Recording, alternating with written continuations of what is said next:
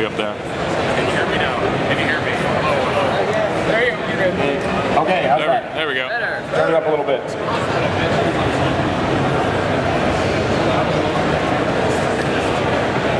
Here we go.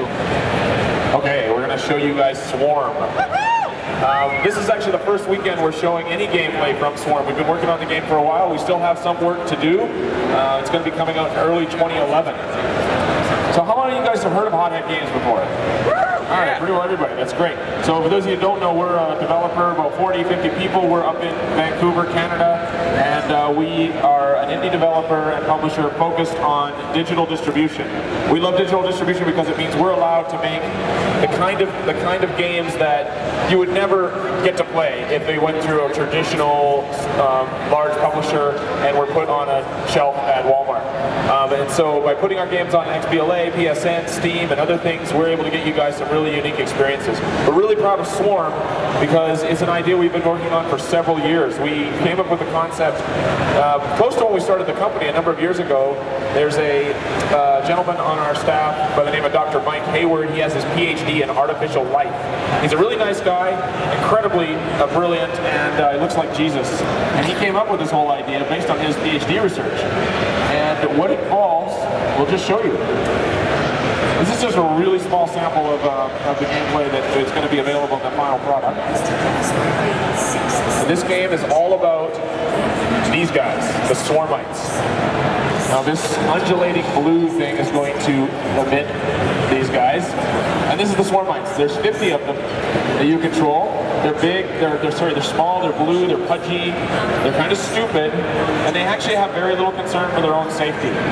They're just sort of sitting there waiting for your instructions, scratching their butt, looking around. Now the cool thing is, this is a platformer. There's no lead guy here. I'm actually controlling the entire swarm all at once, and they flow and flock very naturally. If they run into an obstacle, they just kind of move around it. I can jump. If I jump, they all jump. If I jump and turn and twirl, they do the same thing. Sometimes this environment you've got to navigate around, and so if I want to huddle them close because I've got to go on a narrow precipice or something, I can do that. They move a little slower. If I let go, I get a bit of a speed boost. I can also spread them out, so if there's lots of things to collect and I want to do that quickly, or if there's explosions going on all over the place and I want to avoid splash damage, that comes in handy. There's a lot of emergence in this game, so that means I can combine some of these moves. If I've huddled them together and then I jump, they're going to keep trying to huddle and actually end up standing on each other's head. And I can keep doing that, and they'll get higher and higher. And not quite one on top of the other, but you can get up pretty high, and if I'm careful, they'll kind of teeter and I can walk along and collect collectibles that are way high up. If I move too quickly, they'll collapse. Alright, so I said this world, these guys are stupid, they don't really care about their own safety. They also happen to be unlucky enough to live on one of the most dangerous planets in the entire universe. It's war-torn, abandoned, and filled with dangerous things. You can see some poisonous gas in the background. There's traps set for them, like that one. There's circular saws here. I don't know why. And so these guys are going to get killed in all sorts of horrific ways. You can see I've actually lost pretty well half my swarm. There's only 26 there left. But there's these little blue ball looking things. And if I hit one of those, I get 50 back. They reproduce very quickly, these things. Who doesn't? And so here I've got to make a jump that's pretty high. So one way I can do that is to use this totem technique again. And if I'm careful and jump, then I can get most of them across. I lose a fair number there. But that's okay. So now I've got back to 50, and now these little lights, this is kind of a puzzle we have, and of course if you're a good gamer, you know that turning on all these lights will probably be a good thing, but you can't quite do it fast enough doing it normally like this. So that spread that I had before, that can come in handy here, and it's spread out. Now I can very easily do all four very quickly. Get some extra pickups, get lots of points, and move on. Okay, we're going to pass one of these little checkpoints, put the flag up. So if we actually die, we lose a life, that means all 50 guys get killed. That does happen from time to time. Hopefully it won't happen to me today. It's kind of hard to talk and play at the same time, though. That's my disclaimer. And so if I die, then I'm going to get reset back to that checkpoint. So you can see some of these ledges are really narrow. And even if I'm huddled together, I'm going to be losing some guys off the side. And if I get impatient, I can just jump across here.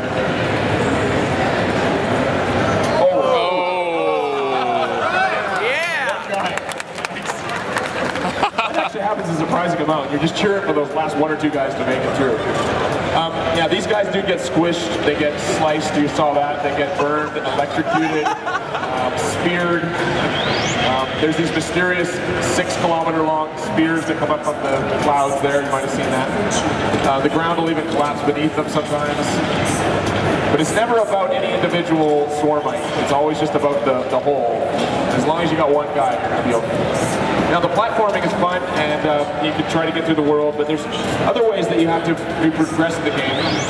And sometimes these guys have to cooperate with each other. By themselves, they can't really do very much, but if there's all 50 of them, or most of 50 of them working together, they can achieve a lot very quickly. So here we've got this pit. It looks like there's some sort of gas in there, and if I plow in there, it is actually poisonous. I knew that. These guys that went in there are asphyxiating. Sometimes they die really quickly when they splatter on the ground. Sometimes they sort of die slow. The animation's hilarious. So they're dead. So there's this furnace here that's belching out this gas, and so I need to somehow disable this furnace. Now, when there's places in the world that I can interact with, all I have to do is give them instructions to interact, and they'll run off like crazy and just do it. In this case, these little intake pipes are about the size of their bodies, so they stuff themselves in, block the whole thing, and blows up. We got no sound coming from the game here. We should try to fix that. All right, so now that gas has stopped coming out and these guys sacrifice themselves for the greater good. There we got some sound. They're great, they're good. And I can replenish my swarm there. Now one of my favorite things is getting these guys to cooperate is when we get to use explosives. And it's very convenient in this harsh environment. Grenades pop out of the ground. That's very handy. So we can simply give them the instruction to go and grab one of these grenades. So they'll all run off and grab it. Now I did mention they're not that smart, but they are very eager and curious to help. And so some of these guys unfortunately have picked up their friends instead, as there weren't quite enough grenades to go around. So I can take them over here to the ledge, and if I aim the little reticle at one of these triangles, they're just going to look for any triangle they can hit. They're all on the wall here, so if I get them to throw, then they throw whatever they've got, blow it up, and take care of it very quickly. Now, we do, our level designers, David is one of them over here, we actually do set up the levels so that there's opportunities for when you blow up one thing, that's going to blow up something else, which will blow up other things, and then blow up half your swarm. And there's lots of opportunities for mass chaos. You can see there's lots of explosives in this area, so I'm going to send these swarmites out to get these bombs. Now also, around with these explosives are crates. You guys are gamers, you know, there's good things in crates. We're going to pop these open, there's going to be lots of points in there for us. So if I aim at one of these large crates, they're just going to look for where there's a large crate. You can see there's some on the left side as well, and so they're just going to throw in whatever direction they can find crates. Now those things are going to start popping open. There's some DNA for me to collect in there. I'm just going to spread out here so I minimize my splash damage and just plow right in there. Watch out. Oh no. I got 9 guys left. There we go, I'll get some more. And you can clear out this area fairly quickly by just getting a lot of crap to blow up at the same time. Take a minute to look at the smeared remains of my fallen compatriots, gave their lives for the greater good. And that about sums up the kind of stuff we're going to show at this point. I mean, there's lots more that we got in the game. These guys are going to return to this mysterious blue tentacle from whence they came. And I want to remind you guys that this is going to be coming out on digital distribution platforms. That's what we like to do. And as many as we can get it out on. We don't have a specific announcement right now, but it is going to be coming out early 2011. And I'll be happy to take a few questions from the crowd now, and then if they have more questions after, you can come up as well.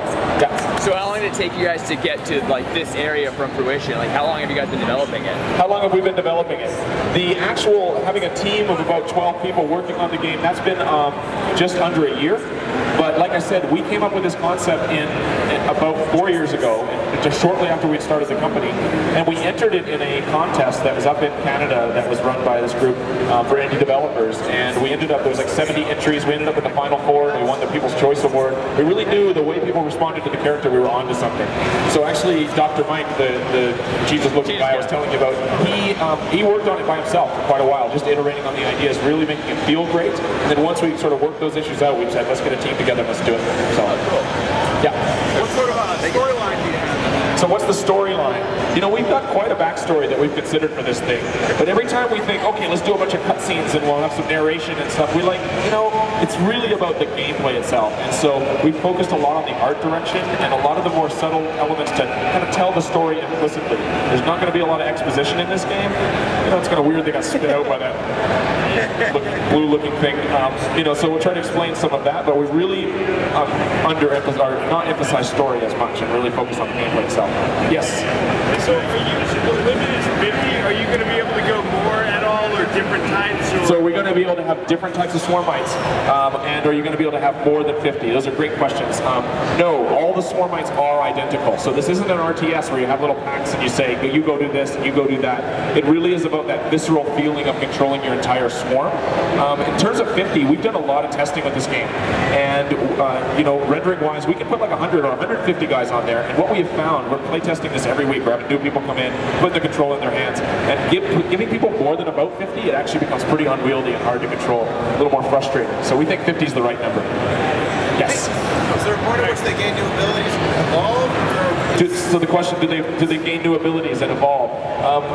There are a lot more mechanics and sort of actions that they can take that we haven't shown today, and we're going to be revealing more of that over the coming months. Okay, one more question. Back there. What's that? Are we going to release a level editor for players? I get this question really often, and it's a good question. Because they're so playful and you can set up, the designers have a great time setting up environments where you can have these chain reactions happen. We think a level editor is an awesome idea.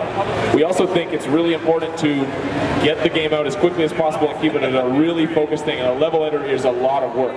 So our goal actually with this game is to get the core experience out, get this thing released as soon as we can, sell a gazillion copies, and take our money and make an awesome sequel. So that's something we definitely have in mind. All right, thanks guys for your attention, and I'll be happy to take any more questions afterwards as well.